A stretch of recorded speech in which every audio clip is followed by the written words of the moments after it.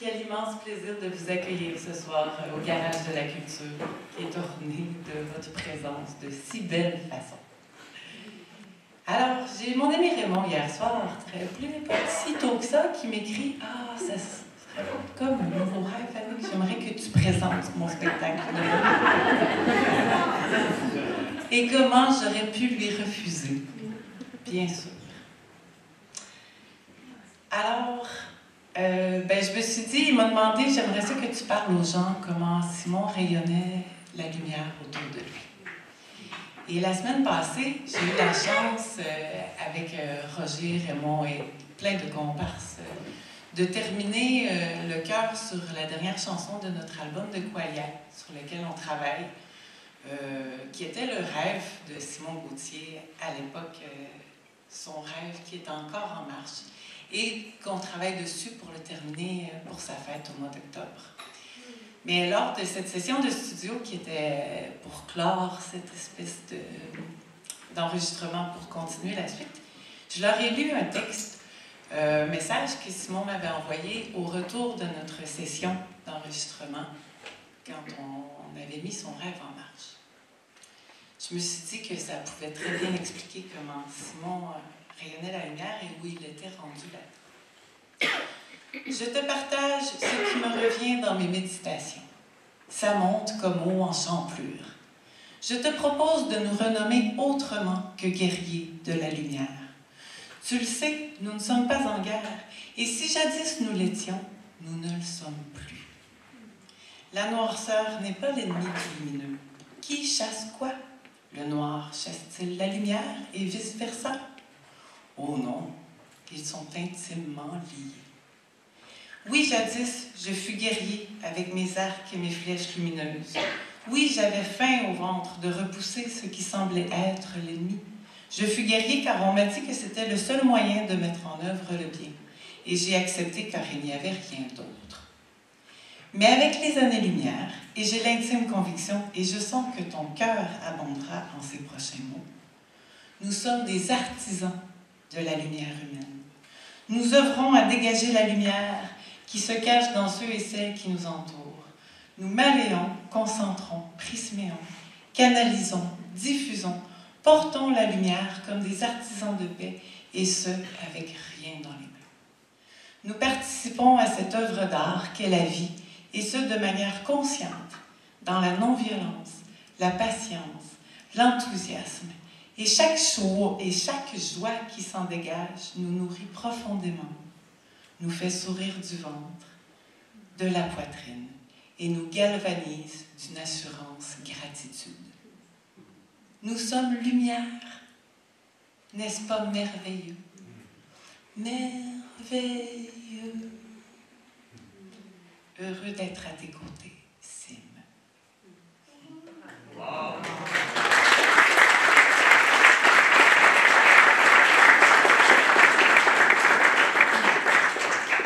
Alors, comme j'aime beaucoup participer à la réalisation des rêves de mes amis, je participe à celui de la musique pour Simon et celui de Raymond, de venir vous porter un conte sur lequel il a travaillé tellement fort. Si vous aviez vu ces deux-là quand ils se rencontraient, c'était comme des petits garçons. « Hey, vieux! Qu'est-ce que tu dis, vieux? » Ils étaient comme des... Il y avait plein d'étincelles partout quand ils se retrouvaient ensemble. Et je trouve ça très, très beau qu'ils puissent venir vous partager tout ça ce soir. Alors, sans plus attendre,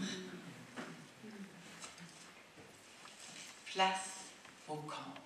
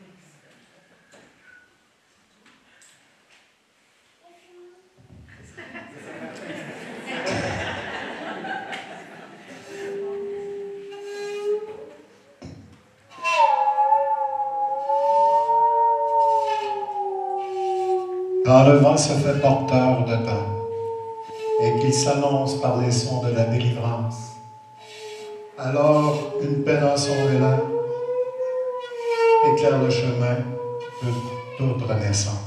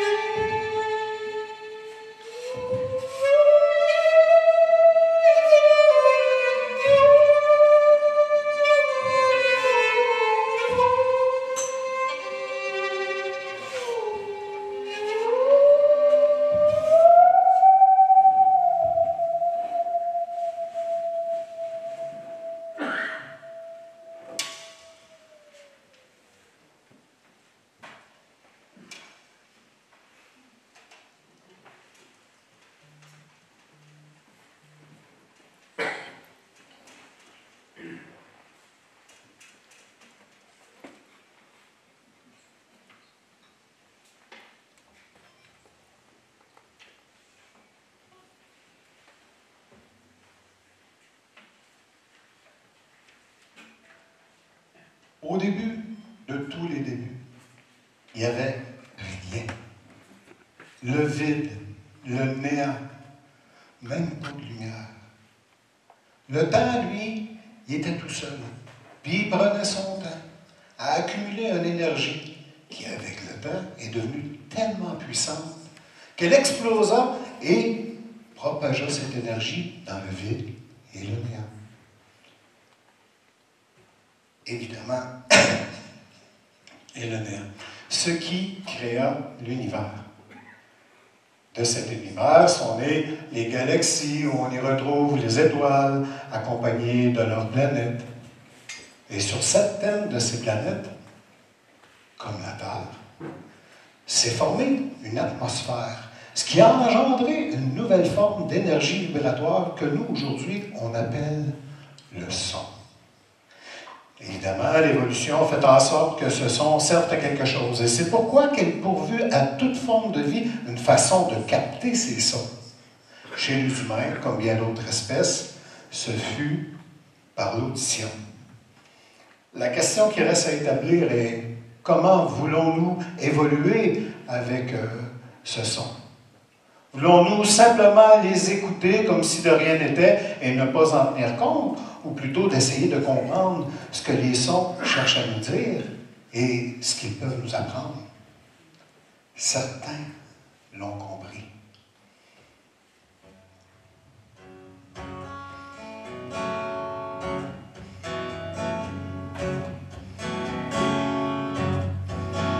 Rien, j'entends rien. Pourtant, le temps, le vent, la goutte d'eau et les enfants, mais rien. J'entends rien. Rien, je comprends rien. J'aimerais tellement pour un instant sentir une vague sur mes tympans, mais rien. Je comprends rien. J'ai beau voir, je me sens dans le vide. bien y croire pourvu que ça vive. Pour donner un sens à ma vie.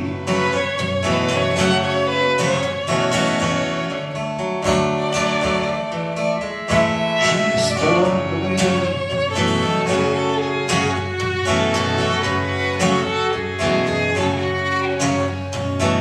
Rien, rien de rien. Quelle est la touche, le ton, la croche? J'aimerais savoir au moins ce qui cloche, mais rien, rien de rien, rien, toujours rien. Il serait peut-être temps que j'écoute ce vent, la goutte d'eau et les enfants, mais rien, toujours rien.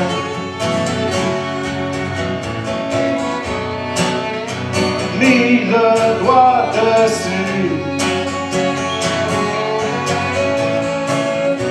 c'est parce que mon cœur n'y est plus. Pour donner un sens à ma vie.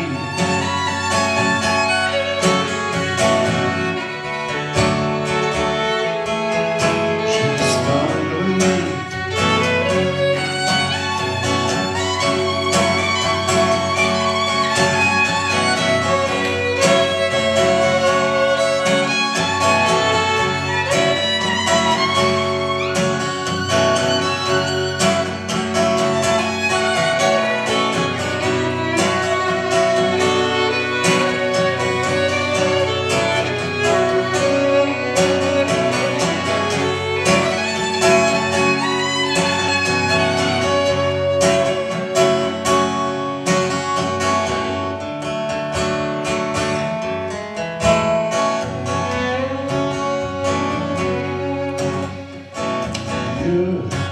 Beaucoup mieux, je crois percevoir très loin dans le noir une fréquence, une source d'espoir, mais mieux,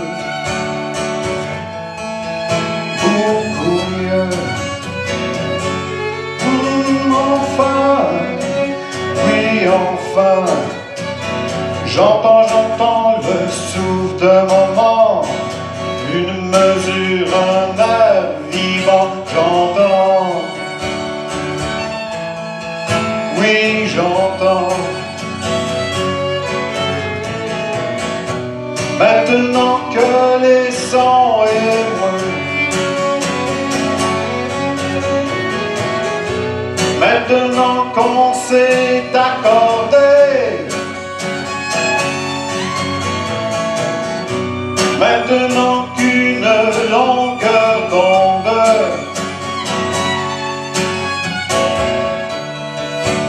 il y a deux âmes sous une ronde. Écoute, écoute, écoute-les. Ces sons, ces bruits comme des reflets, laissant entendre son de lumière. Ces sons d'espoir qui nous éclairent. Quand arrivent les sons,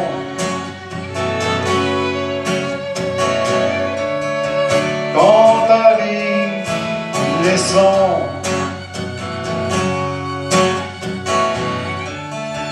quand arrive.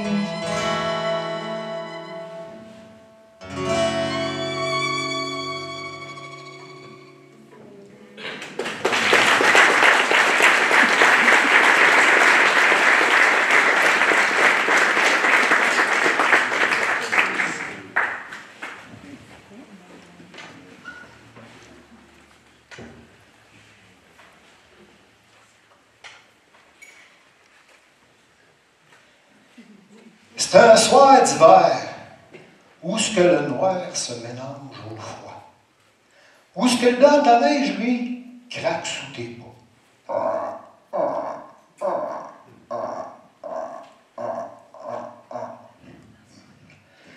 Dehors, il fait moins 28 degrés Celsius, tandis qu'en dedans, il en fait 22. Un écart de 50 degrés qui t'inspire à aller profiter des bienfaits culinaires à l'intérieur de la maison, surtout après avoir bûché ton bois de chauffage pour l'an prochain toute la journée. Mais avant, je lève le regard pour admirer le plafond d'étoiles qui scintille dans le ciel, dont une en plein milieu de la constellation de Cassiopée, qui brille en mémoire de ma mère au travers des poussières de lumière de l'univers. J'en profite aussi pour écouter les bruits glacials de l'hiver.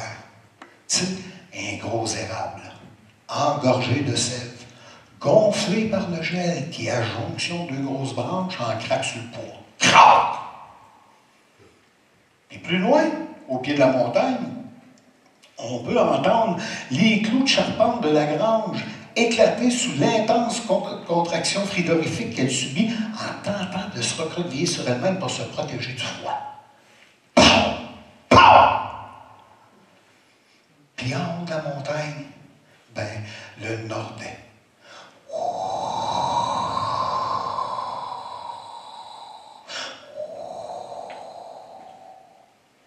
Ce vent du nord-est qui nous rappelle qu'on n'est quand même pas trop loin de l'Arctique, souffle de tout son froid au-dessus de la cime des arbres pour descendre doucement au pied de la montagne et venir me caresser le visage de son air glacial afin de me convaincre de retourner me réchauffer à l'intérieur. Comme je ne suis pas trop ostineux, je me reviens sur mes bottines puis je repars en marchant sur le blanc de la neige. Direction ma maison. Mais là, curieusement, le Nordais semble vouloir me suivre, puis me pousser dans le dos avec son air glacial, qui devient plutôt un air musical, un air apaisant, réconfortant, une venteuse mélodie qui fait remonter en moi un sentiment de bien-être incroyable. J'arrive à la maison, j'entre en dedans, l'homme en paix comme jamais. J'enlève mon lot de déguisement de bûcheron pour la ranger dans l'armoire qui pue. Ça, l'armoire qui pue. C'est 20 ans de dur travail. Soit à bûcher du bois de chauffage, soit à bûcher du bois d'œuvre, soit à scier le bois d'œuvre en planche, soit à entretenir les équipements, la machinerie, à faire de la construction, de la déconstruction. Bref, toutes sortes de corvées sur le terrain, mais tout ça approprié, imprégné dans des vêtements de travail qui sont appropriés à chacune des tâches que je viens de vous nommer. Des vêtements que tu ne mets jamais dans une machine à laver, de peur quand tu les recraches à terre en plein milieu de la brossée. Tu sais, hey.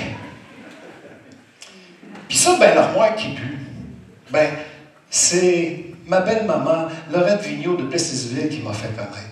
Je vous dis tout de suite, là, c'est pas elle qui l'a baptisé comme ça, là. Non, c'est plutôt sa fille. Parce que quand elle restait chez ses parents, à la maison familiale, de temps en temps, elle passait devant l'armoire, puis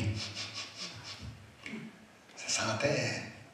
Quand elle demandait à sa mère, puis là, Laurette lui a expliqué que ça, c'était l'armoire dans laquelle tu mets du linge de travail que tu ne mets jamais dans une machine à laver, mais qui est encore portable. Puis comme son mari, lui, Gérard Dubois, travaillait au champ ou à l'étable, souvent, il avait besoin de s'habiller en portable indispensable, mais non jetable à ses yeux. Évidemment, Laurette, elle, ne voulait pas que Gérard contamine ses brassées puis scraper son lavage, fait qu'elle lui consacra sa propre armoire à lui, et ma blonde la baptisa l'armoire qui pue. Oui. La même que j'ai chez moi aujourd'hui. La même que dans laquelle je ne mets jamais mon linge propre dedans. À moins de vouloir donner à certaines personnes loin de ma bulle, j'avoue que ça peut être très efficace. Bref, Comme j'ai bûché toute la journée, j'ai eu chaud, je passe sous la douche, il soit m'en enlever une couche, je me déguisais en gars propre pour le reste de la soirée. Puis après ça, ben, je passe à la cuisine, parce que sur le comptoir, il y a la mijoteuse. J'ouvre le couvert, le fumet. Le ragoût d'orignal, il est prêt. Ça n'arrête pas de bien aller. Il manque juste une petite touche pour agrémenter ma soirée, un bon feu dans le foyer. Fait que je m'installe au devant, je me tire une chaise, j'ouvre la porte, je monte un petit bûcher, 18 pouces de large, 18 pouces de profond, 18 pouces de haut, un petit peu de bois d'allumage par-dessus 3-4 boules de papier journal, j'allume, le tour est joué, le feu est pris. Je referme la porte. Puis là, pendant que je regarde le feu prendre, je me mets à repenser à la venteuse mélodie que j'ai entendue avant. Ce qui fait encore remonter en moi ce sentiment de bien-être que j'ai connu là, à ce moment-là. Et puis c'est aussi à ce moment-là que j'entends cogner à la porte. À 7h30 le soir. Il fait moins 28 degrés Celsius. Puis moi, là, je suis en plein milieu du bois. Fait que je me dis, c'est clair, lui, il est perdu, là. Fait que je me lève pour aller répondre. Je m'en vais vers la porte, je regarde par la fenêtre tout givré. Je vois bien qu'il y a un petit bonhomme de l'autre côté qui saute sur place parce qu'il ne veut pas geler. Je me dépêche à lui ouvrir. Puis là, nos regards se sont croisés. On l'a su tout de suite qu'on était pour être amis le restant de notre vie. Il était là, planté en avant de moi. Ses yeux bleus de glace. Un nez, des joues rouges, écarlates. On aurait juré un pommier en plein automne. Une tuque, un foulard, des mitaines de laine de couleurs assorties, bleu, vert, orange, gris, jaune, blanc. Son foulard, lui, était tout recouvert de son souffle expiré, tout givré, glacé. Un manteau de duvet gonflé. On aurait juré qu'une volée de canards hivernait avec lui à l'intérieur. Là, je l'invite à passer en dedans, mais avant même qu'il traverse le seuil de porte, je me mets à réentendre la venteuse mélodie. Puis là, j'y mange, j'ai dit, t'entends-tu, toi, la venteuse mélodie? Il me dit, comment? J'ai dit, oui, oui, la venteuse mélodie, la musique, le son. Ah, il dit ça, le son! J'ai dit, c'est son, le son! Ah, il dit, oui, oui, il dit, c'est mon son! Il dit, c'est ma musique, c'est ma mélodie. Il dit, laisse-la voir. Pardon? Oui, oui, il dit, laisse-la dehors, essaie pas de la faire rentrer. Elle ne voudra pas. Elle va m'attendre dehors, t'inquiète pas. Je dis, OK. Je referme la porte en arrière de nous autres, puis je passe aux présentations. Moi, c'est Raymond. Il dit, c'est Simon. Ben, j'ai dit, c'est donc bien le fun, Simon. Des manteaux de toi, puis viens te chauffer devant une bonne Josette, t'as le foyer de Nelondir. Non, non, non, non, ton manteau, par exemple, tu ne le mets pas dans cette armoire-là. Ça, c'est l'armoire qui pue. Si tu mets ton manteau là, tantôt, je te jure, même ton son ne suivra plus. Là, il est 7h30 le soir, Simon, il fait moins 28 degrés Celsius, puis moi, je suis en plein milieu du bois. Tu fais quoi en région? T'es-tu perdu? Ah, il dit, non, non, il dit, je promène mes sons. OK, c'est fort. T'as-tu faim? J'ai un bon ragoût d'orignal qui s'en vient. Ah, l'invitation acceptée. On est passé à la salle à manger. Simon a pris le temps de placer sa tuque, son foulard, ses mitaines, au le foyer, histoire des faire chasser, tu sais. Puis moi, ben, je l'ai invité à s'asseoir au bout de la table qui était proche du foyer, qu'il puisse profiter de la chaleur. Puis après ça, je me suis rendu au comptoir, je nous ai servi chacun un bon plat de ragoût d'orignal.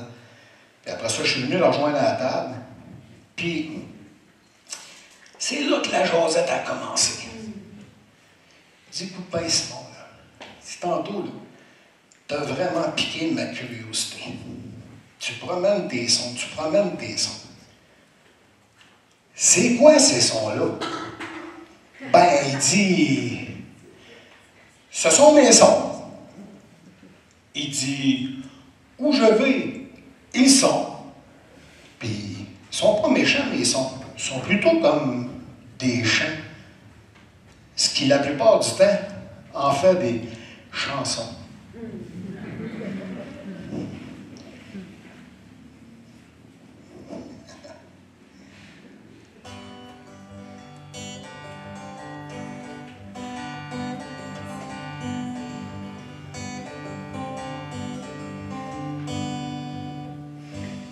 Depuis tant tellement longtemps, mon corps tel un instrument, sur les terres pousse refrain, sous les rides de nos mains. De ces labours l'abondance, du premier jour de semence, aller jusqu'à floraison de ces champs, chante les sons.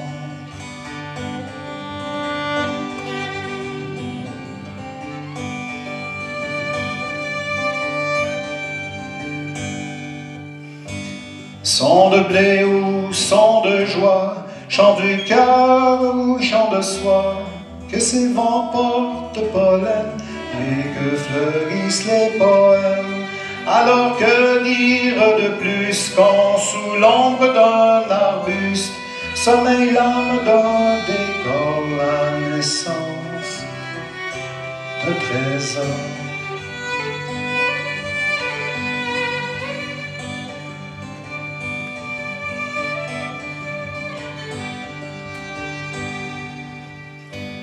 Fend la terre de cette repousse, elle prend l'air de sa frimousse, cette clé qui ouvre le sol, la musique du rossi, qui de son vol par le temps, folle en vole sur les champs, revenons à nos moutons, cultivons dans les chansons.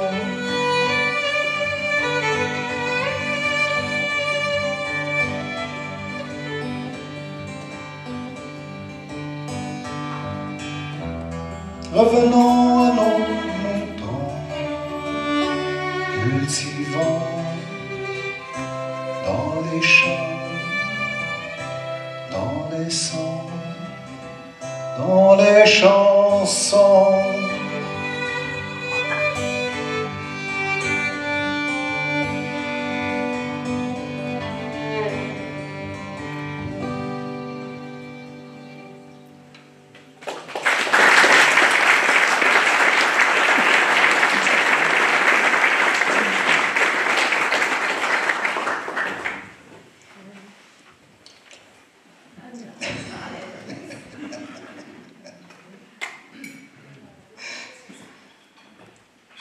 Ce soir-là, Simone me contait que...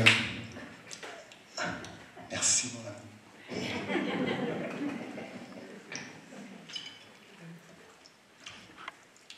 Simone me contait que les sons ne voulaient pas le suivre. Il le trouvait trop indépendant puis pas assez à l'écoute. Jusqu'au jour du grand changement. Jusqu'au jour où ce qui a appris à prendre le temps d'avoir le temps.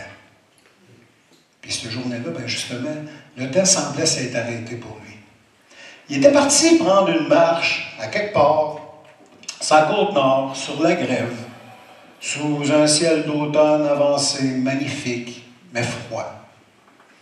Un sentiment de légèreté l'accompagnait. Il ne savait pas pourquoi, mais il se sentait bien, ça allait. Il s'arrêta pour prendre une pause. Laissa l'air salin entrer dans ses poumons par de grandes respirations dont il pouvait sentir la fraîcheur et entendre aussi cette fraîcheur passer à l'intérieur. Il pouvait même entendre son cœur battre.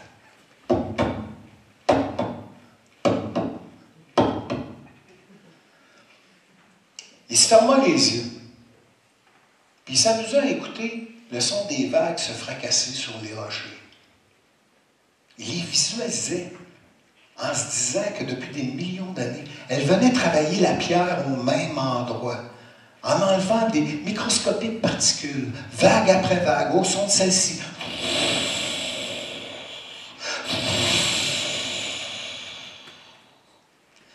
Il aimait l'interaction qui se passait entre l'imaginaire visuel et l'écoute auditive. Il s'amusa à écouter d'autres sons qui résonnaient autour de lui, puis il entendit un goéland. Puis là, il se posait la question que Simon me contait. C'est quoi la différence entre le son d'une mouette et d'un goéland? Sa curiosité sonore grandissait de plus en plus. Fait, il se concentra pour faire la différence entre les deux oiseaux. Mais il entendit encore un son de souffle de vent.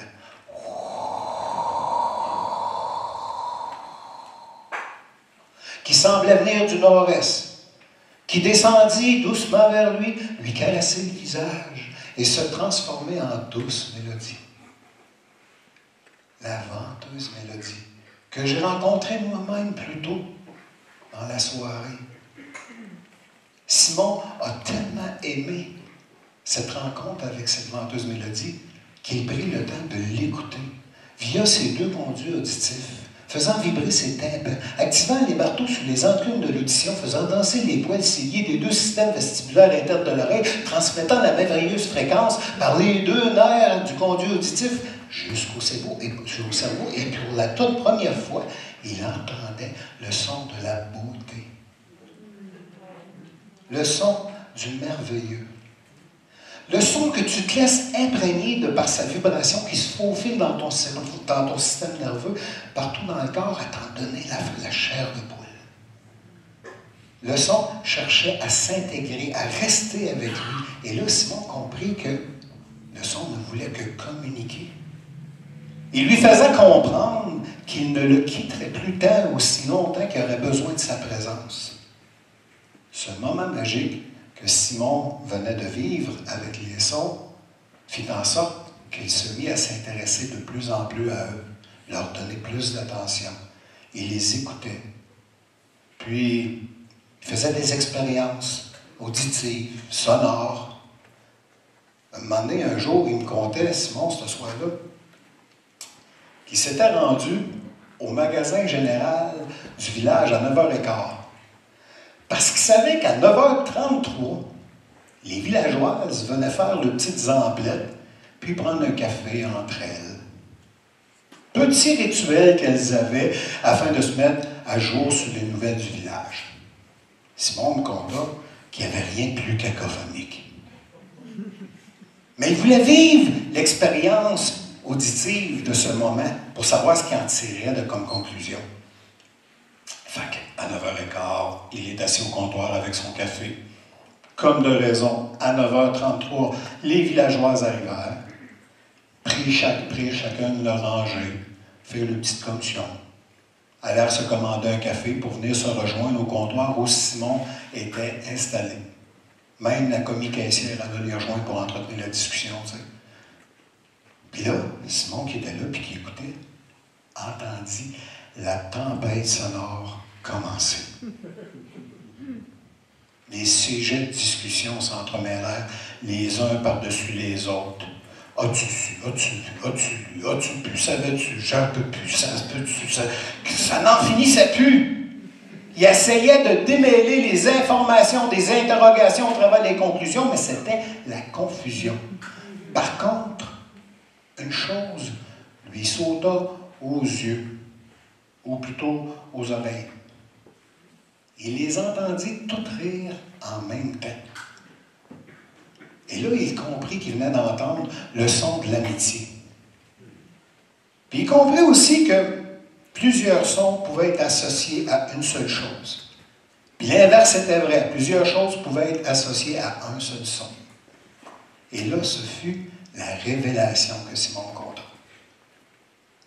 J'arrive à comprendre les sons. Et de ce fait, je comprends que les sons ne cherchent qu'à communiquer.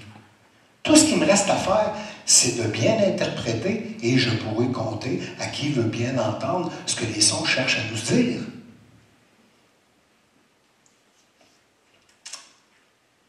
Depuis ce temps-là, les sons, voyant que Simon les comprenait, se sont mis à le suivre d'un village à l'autre. Puis plus les villages passaient, plus les sons s'accumulaient. À un point tel que Simon n'a pas eu le choix, il est obligé de se procurer un immense sac à son. Puis là, quand il arrivait dans un village, il déposait son gros sac de son à terre, il en pigeait un au hasard, puis là, il proposait de raconter l'histoire de son son. Il commençait toujours par la phrase « Il était un son. Je vais vous conter l'histoire de ce son. Il était un son, il était un son. C'est bien bio, il était un son, mais qu'est-ce que tu veux qu'un son compte? Il passait pour un étrange, lui-là, là. Ben, un son peut en compter bien long. Demande au conjoint ce qu'il vit quand il entend sa femme accoucher. J'ai mal! Juste imaginer tous les sons qui entourent ce moment qu'est l'accouchement. Fais-moi un massage sur les épaules, là. Détends-moi, là. Je suis stressé, là. Ça va me faire du bien, là, je le sais. Oh, tiens, touche-moi plus! J'ai soif, donne-moi un verre d'eau à la place, là. Tiens. J'en veux plus de ton verre d'eau! Les sons de la souffrance. Par contre, imagine la maman ce qu'elle vit quand elle entend pour la toute première fois le son du poupon. Elle en oublie complètement sa souffrance. Parce que les sons, que Simon m'expliquait, peuvent être aussi thérapeutiques. En fait, les sons, ils peuvent t'enseigner, te soigner, te détendre, te réconforter, t'inspirer, t'amuser. Bref, les sons peuvent t'apporter tout plein. Tant et aussi longtemps que tu vas leur donner ton écoute et ton attention, les sons vont être en mesure de pouvoir t'aider. Simon conta aussi que quand il arrive dans un village, quand il arrivait dans un village, le premier réflexe qu'il avait était d'écouter les sons du village. Parce qu'avec le temps, il avait développé la faculté de savoir si le village se portait bien, oui ou non, de par les sons. Et puis, justement, un jour, sur un village de la Côte-Nord, encore, étant originaire de cette île, ses aventures se passaient la plupart du temps sur la Côte-Nord. Il prit quelque temps pour écouter les sons de ce village. Il entendit une tristesse qui était bien ancrée dans le cœur des villageois. Il écouta religieusement cette tristesse pour finir par comprendre qu'il y a très, très, très longtemps, le village accueillait la présence de nombreuses espèces de baleines au large. Les villageois, eux autres, appréciaient la présence de ces baleines. Ils la voyaient comme un signe de bon augure, de prospérité. Mais les chasseurs de baleines, eux aussi, les ont trouvés. La chasse fut si intense que les baleines disparurent soit de par la main des chasseurs, ou soit qu'elles s'éloignèrent du village pour ne plus jamais y revenir. Comprenant le problème, Simon me conta qu'il avait sorti de son sac à son un son guérisseur qu'il avait lui-même inventé et qu'il avait baptisé le baleineophone.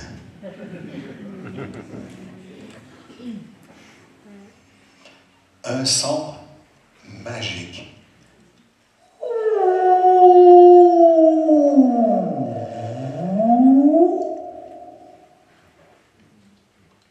Un son thérapeutique.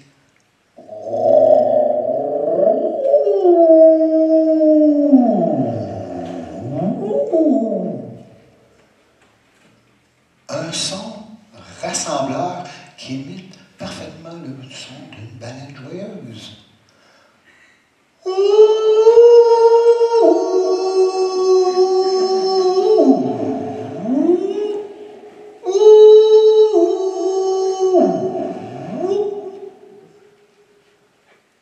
Les gens, quand ils entendaient ce son, devenaient complètement euphoriques.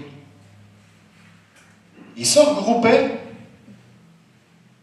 pour former chorale et chanter des sons de chants de baleines, des chants de sons de baleines, en se dandinant comme elles, pareil comme s'ils nageaient en plein milieu de l'océan au travers un troupeau. Et ils le faisaient sans avoir peur, en toute confiance, sans avoir peur des chasseurs, sans avoir peur des candidatons. Ils s'amusaient parce que c'était justement l'objectif du son rassembleur.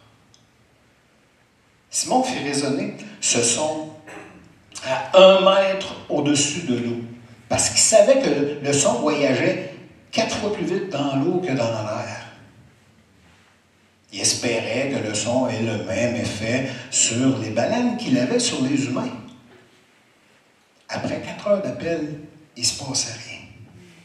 Simon était fatigué. Il dit, je vais aller me reposer, une bonne nuit de sommeil, puis après, demain, on reprendra les appels. Il m'avait conté aussi que ce village-là, il était situé en haut d'une falaise, avec une vue magnifique sur le large. Puis il y avait des chemins qui conduisaient jusqu'au bas au bord de l'eau, là, à la grève, là, avec des capes de roches qu'on pouvait marcher dessus pendant longtemps. Puis lui, le village, les maisons, eux autres surplombaient cette vue magnifique que le large était. T'sais. Puis les villageois, eux autres, quand ils commençaient la journée, le matin, bien, il y avait toujours le réflexe de regarder vers le large, dans l'espoir de voir le retour des baleines.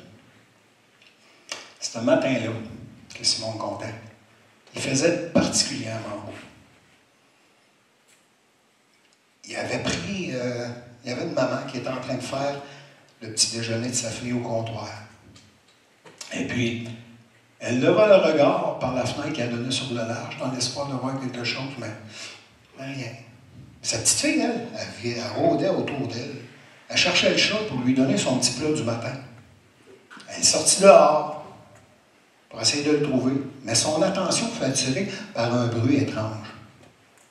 Un genre de souffle puissant, profond, qui semblait venir du bas de la falaise.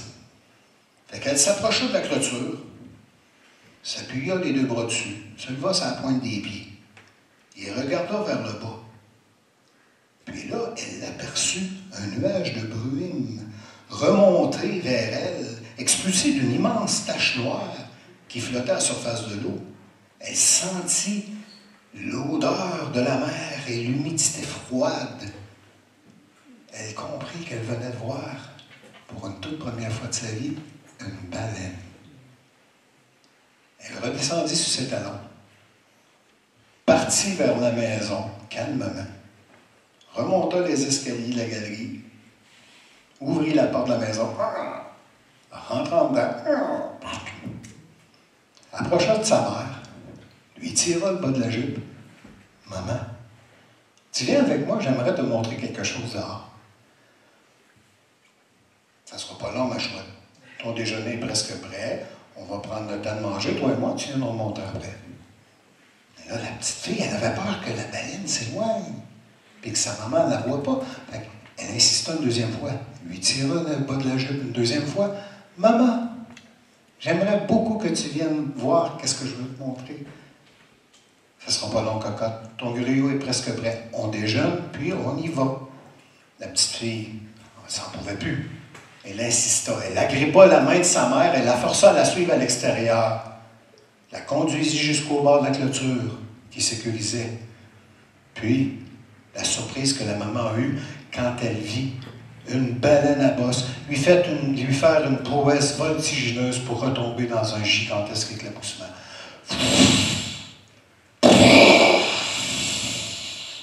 La maman, prise d'émotion, repartit en courant vers la maison, entra à l'intérieur, prit le téléphone, fit la tournée des appels pour annoncer la bonne nouvelle. Les baleines sont revenues. Simon m'a conté à ce moment-là que tout le village s'était arrêté. Ils oublièrent tous leurs occupations pour redescendre par les chemins qui conduisaient jusqu'au bord de la grève afin de voir le miracle tant attendu. C'était la joie. On pouvait voir les belugas faire le cours sur le bord. Là. Les baleines à bosse, eux autres, qui donnaient un spectacle de danse éclaboussante. Les cachalots, eux autres, évidemment, ils n'étaient pas faciles à voir. Eux autres, ils jouaient à cachette dans l'eau plus loin. T'sais. Il y avait aussi les petits rorquals. Là. Eux autres, ils chassaient le krill, nourriture préférée de ces magnifiques mammifères. Mais le clou du spectacle, ce fut quand ils entendirent tous le son d'un puissant geyser. Ils se retournèrent tous la tête en direction du bruit pour apercevoir un immense queue, une baleine bleue qui se présentait dans toute sa splendeur, profitant d'un bon repas qu'elle partageait avec ses congénères. C'est comme ça que Simon finit par guérir cette tristesse qui régnait depuis longtemps au village grâce au son du balénophone. Simon me contait ça, là, je dis, ben moi j'ai la chair de poule, vieux. C'est incroyable. Je comprends beaucoup plus la relation qu'on peut avoir avec les sons aujourd'hui. Mon écoute ne sera plus jamais la même. Mais là, j'y pense, là, Simon. Tu es dans notre village. Fait que j'imagine que tu as écouté les sons de notre village. Ah, il dit, ben oui. Mais il dit, ben trop tôt pour un diagnostic. Il dit, ça prend quand même un certain temps. OK, tu comptes rester longtemps avec nous autres?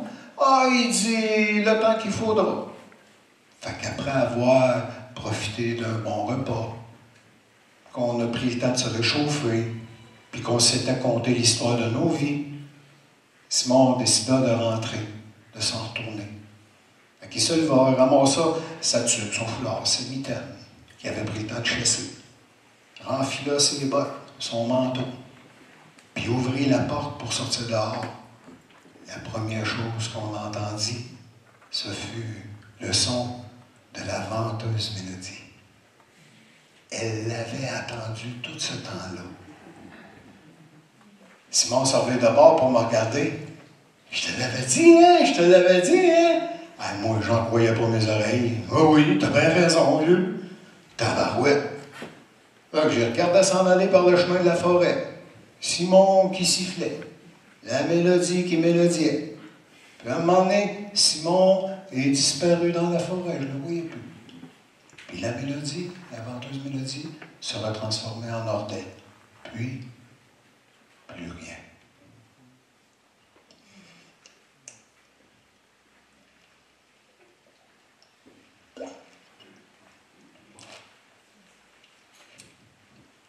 Cette année-là,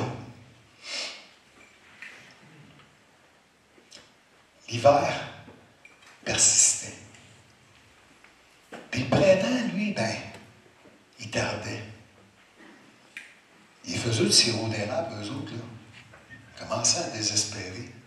Si les érables ne donnent pas d'eau, mais la production sirop, elle va tomber à l'eau. Simon, qui est encore en région, il entendit la détresse des acériculteurs. Puis il eut une idée. Il sortit de son gros sac à son 2 sons guérisseurs. Le premier qu'il m'avait conté, c'était celui d'une volée de bernache qui remonte vers le nord, traînant avec elle une immense vague de chaleur venant du sud. On pouvait entendre l'intensité phénoménale des oiseaux via les cris et les battements des ailes. Puis il sortit aussi le son d'un ruisseau qui coule. C'était juste logique dans le fond, parce que quand des bernaches remontent la vague de chaleur du sud vers le nord, la neige fond, les ruisseaux se mettent à couler. Puis je ne sais pas si c'est comme ça pour vous autres, mais moi, quand j'entends l'eau couler, j'ai envie.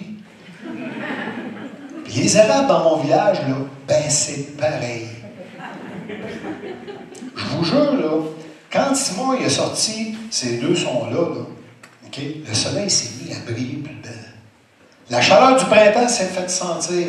La neige a fondu, les ruisseaux se sont mis à couler. Puis quand les élèves ont entendu l'eau couler, ils sont mis à avoir envie, puis tellement que les acériculteurs devaient bouillir jour et nuit, sans relâche. Ce fut une année record. Un point tel qu'un des acériculteurs y eut une idée. Ça coule tellement que, moi, je vais essayer d'entailler un poteau électrique. Il s'est rendu en face de la boulangerie du village, puis il a entaillé le poteau. On a dû pogner de quoi quand on a vu le poteau se mettre à couler, lui-ci. À un point tel, là, qu'on a entaillé tous les poteaux du village. On a produit notre première batch de sirop de poteau. Puis, ben, l'été vint. Simon, lui, il avait eu suffisamment de temps pour entendre le mal-être qui régnait au village. Un gros nuage gris planait au-dessus de toi. Les teintes moroses laissaient entendre le son de la frustration et du désaccord. Les clans se formaient, puis plus le temps passait, plus les égos grossissaient, puis il y en avait long à dire sur l'ego des autres. Simon comprit que la thérapie serait plus longue que prévu. Fait qu'il décida de s'installer au village pour un long moment. Il commença par se chercher une maison avec laquelle il s'entendrait bien, tu sais. Fait qu'il se promenait dans le village, il checkait ce qu'il y avait à vendre. Jusqu'à temps qu'il tombe sur une qui prit le temps de l'écouter, puis qui comprit justement qu'il s'entendrait bien avec. La première chose qu'il a faite avant de l'aménager, ce fut de vider son gros sac de son sur le terrain. Ouh, ouh, ouh. Bing! Wouh! Tous les sons se sont vidés sur son terrain, puis ils se sont étalés partout. On pouvait entendre les sons ses côtés de la maison. On pouvait les entendre en avant de la maison. On pouvait même les entendre en arrière de la maison. On pouvait les entendre. Des fois, les sons, là, ils se faisaient des petites réunions là, dans une chaîne en arrière. Là, ça avait l'air le party là-dedans. Il l'a appelé justement la chaîne du bonheur. Et puis, on pouvait entendre aussi les sons jusque dans le sous-sol. Et on pouvait même les entendre sur le toit de la maison. Les sons sonnèrent de toute leur sonorité, tellement fort qu'ils attirèrent les voisins qui pouvaient les entendre. Mais comme régnait un climat de mal-être au village, les voisins, eux autres, étaient plus influencés par leur orgueil que par leur curiosité. Mais ils voulaient savoir qu'est-ce qui se passait chez eux. Fait que là, ils faisaient semblant de partir puis de prendre une marche. L'oreille bien tendue, puis ils regardaient sur la gauche. Ou tout dépendant quel bord il arrivait, ça pouvait être sur la droite aussi. T'sais. Ils entendaient, mais ils ne voyaient rien. Pourtant, les sons, eux autres, résonnaient à qui mieux, là. Ça riait, ça klaxonnait, ça trompettait, ça pétait, ça sciait, ça clouait, ça sifflait, ça faisait tous les sons imaginables sans qu'on puisse les voir. Comment ça se fait qu'on peut entendre sans voir? Ben là, justement, il y a eu un effet inverse. La curiosité a pris le dessus sur la frustration et l'orgueil. Et puis là, les gens ont sorti de leur gêne. Puis ils sont allés rencontrer timidement notre ami pour lui poser toute la même question. C'est quoi ces sons? Ben, ce sont des sons. Où je vais, ils sont. La même réponse qu'il me fit lors de notre première rencontre. Puis Simon leur présentait toujours un son approprié à chacune des rencontres qu'il faisait. S'il entendait le son de la colère, alors il présentait des sons calmes et modérateurs. Puis les gens, quand ils les entendaient, ils repartaient longuement en paix. Puis si les fréquences étaient plutôt tendues et anxieuses, alors il présentait des sons réconfortants, ce qui apaisait le stress des gens. Mais bref, plus que les gens venaient le rencontrer, plus qu'ils en repartaient comblés de ce moment. Parce que Simon leur présentait toujours des sons appropriés pour soigner le tournant. Bien, sa subtile thérapie a fait en sorte que les gens se sont mis à s'intéresser au son.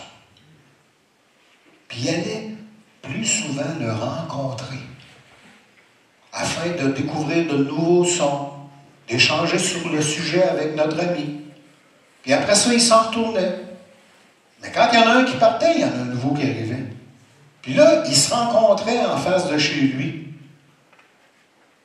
en se croisant, puis en se saluant, puis en souriant, puis en oubliant les irritations du passé qui devenaient justement du passé. Simon, lui, il était dans la maison, puis il regardait par la fenêtre. Puis il voyait que le village commence à fraterniser. Donc là, il s'est dit que ça serait peut-être le temps de passer en deuxième phase de sa thérapie. Alors, il créa des soirées d'échange de sons. Le principe était simple. Chacun apporte un son de chez soi. Peu importe ce son. puis on échangeait son son avec le son de quelqu'un d'autre, en autant que son son nous plaise et que son son nous plaise aussi. C'était simple, là. On a eu droit à toutes sortes d'échanges de sons. Le discours d'un maire contre un air de violon, ou plutôt un jappement de chien contre un système d'alarme, ou encore un réveil matin contre le clocher du village.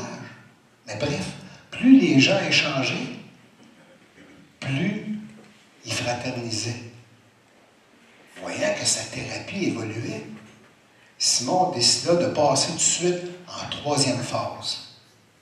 Puis comme avec le temps, il avait développé une expertise sonore incroyable, il avait remarqué que les fréquences avaient un effet direct sur tout être vivant. Les plantes dansaient à une fréquence donnée, les animaux, eux autres, chantaient sur une autre fréquence, les humains, eux autres, faisaient le party sur toutes les fréquences. Alors, il intégra ces fréquences dans ses soirées d'échange de sons, dans le but, justement, de soigner les gens, de les aider à sortir de leur confort, se créer de nouvelles passions, autres que ce que le continuel quotidien leur présentait. Puis là, pendant les soirées d'échange de sons, les gens se partageaient les sons, mais influencés par les fréquences. « Hey, ton son, il est donc belle fun avec mon son. Ça fait 2 beaux sons, ça me semble, ça fait de quoi de beau, ça? » Et puis là, ben, il y en avait un troisième qui s'ajoutait. Ben voyons donc, ils sont donc belle fun, nos sons. As-tu vu qu'est-ce que ça fait? Je trouve ça le fun, je trouve ça joyeux, tu sais. Les sons ont l'air à vouloir s'harmoniser, puis... Mais les sons, il n'y avait pas juste eux qui s'harmonisaient. Les gens avec aussi. Puis là, plus ça allait, plus les sons s'ajoutaient, plus les gens s'ajoutaient. À un point tel que quasiment tout le village qui allait à ces rencontres d'échange de sons-là se sont mis à s'harmoniser. Puis là, ils eurent tous une idée. Pourquoi qu'on ne créerait pas un événement sonore qui aiderait justement à harmoniser tout le village? Ils le baptisèrent le Festival des sons et sonneries. La première année, ce fut un succès phénoménal. On s'est retrouvés sous le son d'un clown, jubilant sur le son d'un aiguine, vibrant sous le son d'une chanson qui inspira le son des applaudissements dans tout le village au complet. On entendit le son du bonheur résonner des kilomètres à la ronde. On pouvait entendre aussi le son des ententes et de la réconciliation, des rires et du partage. Puis, on entendit le son de la joie et de l'amour, chanté par une magnifique chorale, portée au-delà des terres et des montagnes. Et c'est ainsi que Simon finit par guérir ce mal-être qui régnait au village.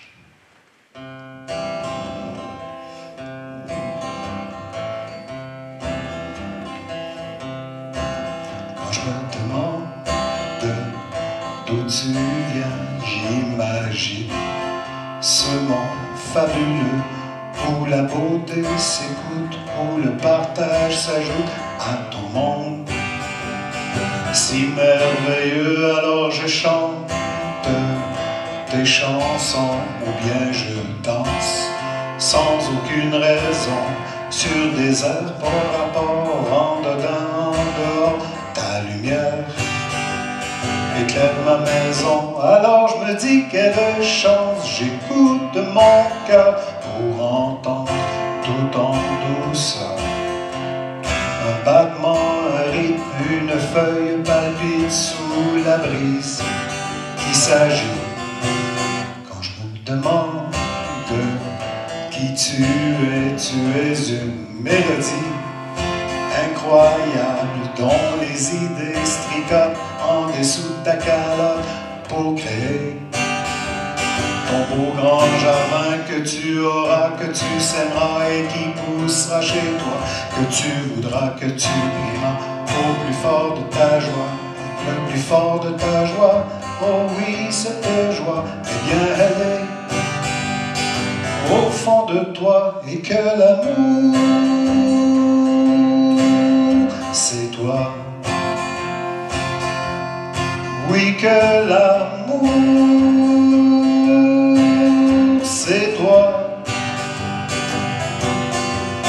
Je l'ai su, je l'ai vu, je l'ai même entendu, une fleur sur la main.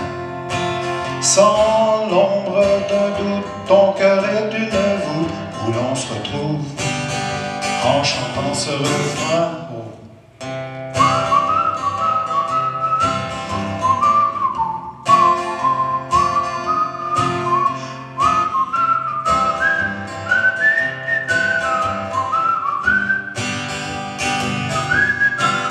On se demande où tu es en train de nous compter sous les étoiles, filant sur une toile l'histoire.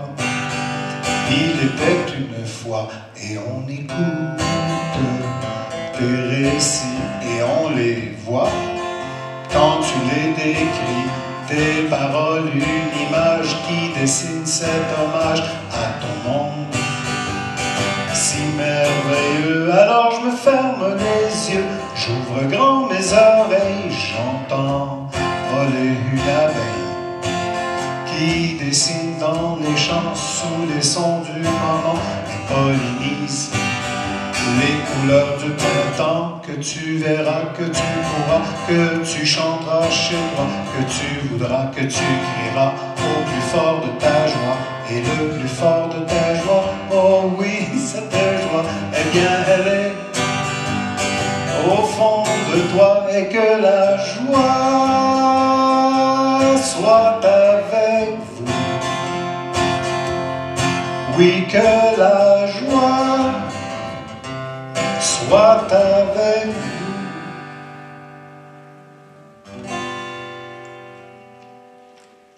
On l'a su, on l'a vu, on l'a tous entendu.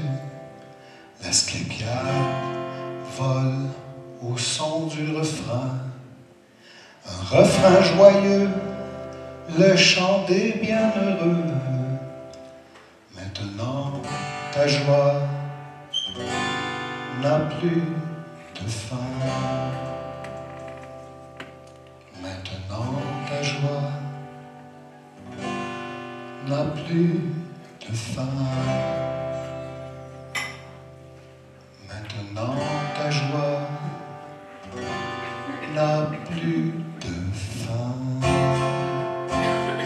N'a plus de fin.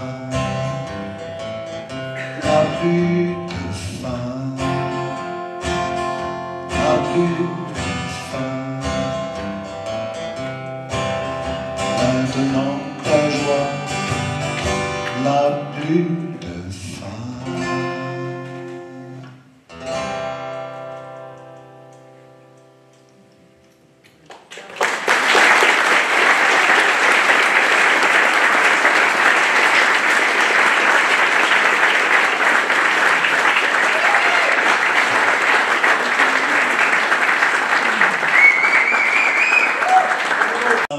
Il en faisait 22. J'avais fini de bûcher mon bois de chauffage pour l'an prochain. J'avais rangé la scie de mon tracteur dans le garage. Je suis ressorti dehors. J'ai levé le regard pour admirer le plafond d'étoiles qui scintillait dans le ciel. Et j'entendais encore la venteuse mélodie.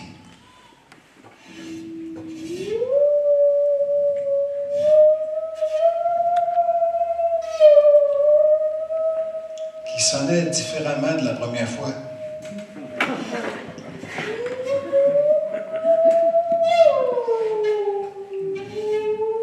Comme si son son s'atténuait tout doucement.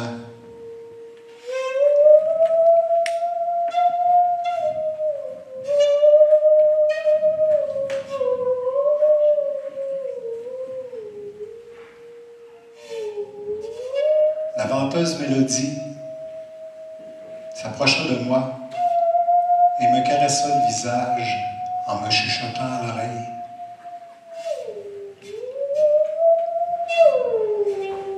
Ne sois pas triste. Souviens-toi de mon amour pour la vie. Continue de laisser entendre dans ton cœur.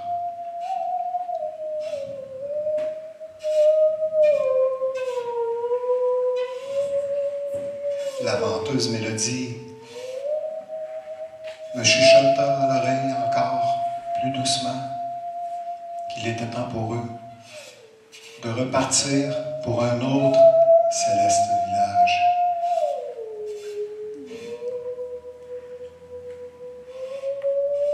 La venteuse mélodie se retransforma en un souffle de vent.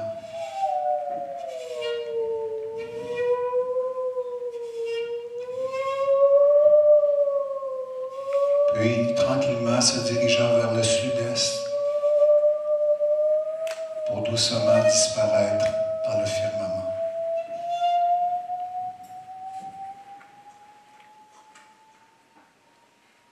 Simon Gauthier, 1973-2022,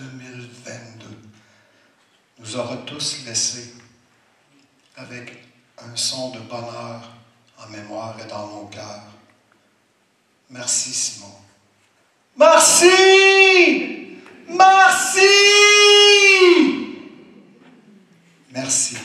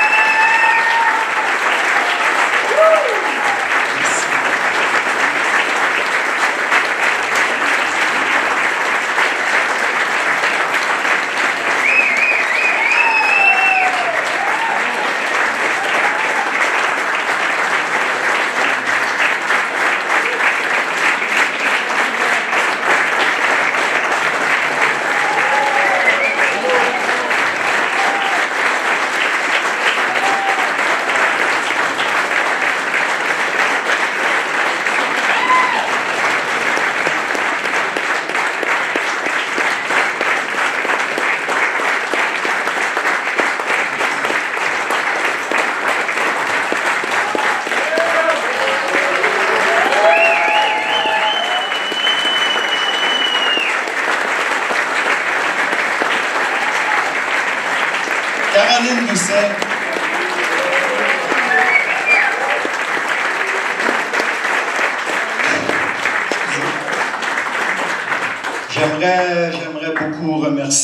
J'aimerais beaucoup remercier Roger Cloutier au son, ami précieux. En fait, les productions vont du pied. J'aimerais aussi beaucoup remercier Développement Saint-Élie qui ont pu me permettre de réaliser mon rêve. Merci Pierrot. De pouvoir vous présenter justement les sons du compteur. J'aimerais remercier en fait aussi toute l'équipe des caméramans, François, Michel et il est où Fred? Fred, merci. J'aimerais aussi remercier tout le soutien de plusieurs amis que j'ai eus, Marilyn, etc., qui sont venus m'aider pour préparer tout le décor. Annick Bernatchez qui a su nous présenter Simon de tellement belle façon. J'aimerais aussi remercier ma famille qui m'ont beaucoup supporté. Mon fils, évidemment. Il y a aussi Julia. Merci de ta grande patience, Julia, parce que endurer le son de l'aiguine 4 heures de temps tous les jours, il faut le faire. Il faut le faire. Pardon, Julia, mon chapeau. Lauriane aussi. Puis, en fait aussi, j'aimerais vous remercier de votre écoute, puis de votre amour que vous me partagez, parce que c'est ce que je voulais, dans le fond, vous partager cet amour grâce à la vibe de Simon et de sa magie. J'espère pouvoir rayonner encore ce spectacle.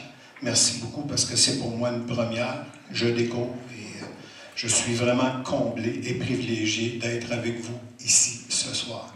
La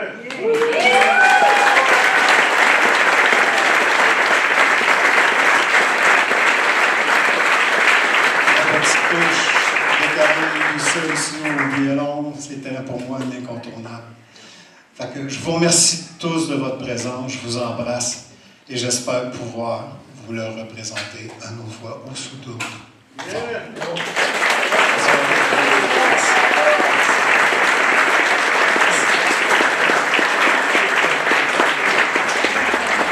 La fontaine castelnienne va être ouverte encore. Si vous voulez en profiter dehors, lâchez-vous louche. Merci, Roger.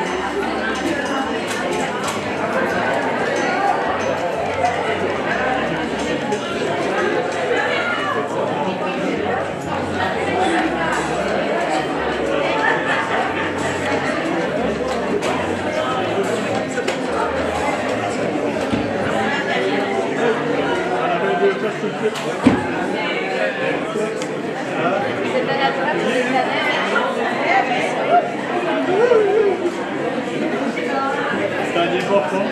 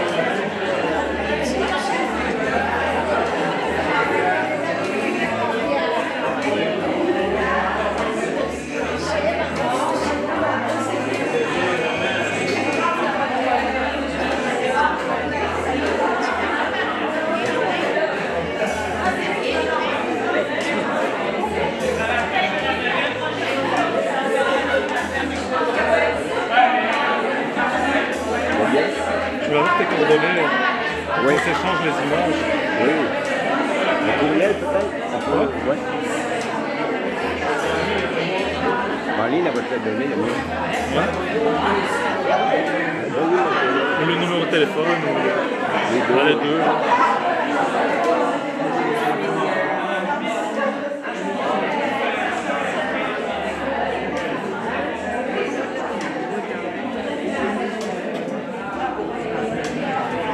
D1.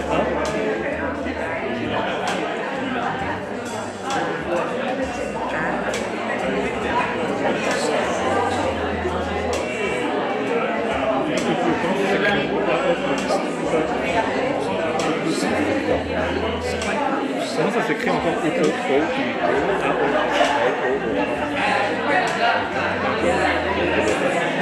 téléphone 5, 4, 4.